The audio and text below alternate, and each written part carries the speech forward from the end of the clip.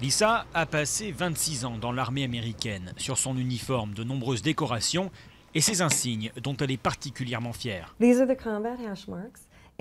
Voyez ces insignes? Chacun représente 6 mois dans une zone de guerre. J'en ai 2 pour mon année passée en Afghanistan. Malgré son travail administratif, Lisa s'est retrouvée en première ligne lors d'expéditions en Afghanistan. Son convoi a essuyé des tirs plusieurs fois, et ce malgré l'interdiction faite aux femmes de servir dans les unités de combat. Une politique à laquelle le Pentagone a décidé de mettre fin.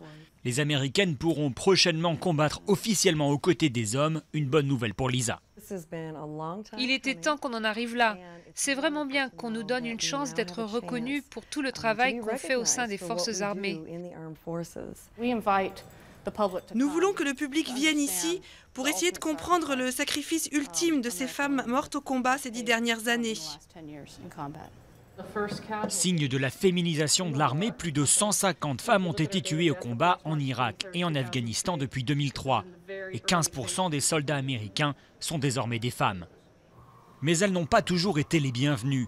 Dans les années 80, Patricia Siegel a conseillé les généraux lors de la douloureuse intégration des femmes à la prestigieuse académie de West Point.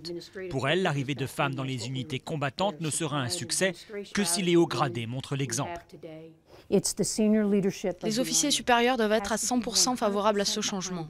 Il y aura sûrement des passages difficiles, mais la manière dont ils aborderont ces problèmes enverra un signal clair au reste des troupes. Est-ce qu'ils sont pour le changement ou est-ce qu'ils ne sont pas tout à fait sûrs?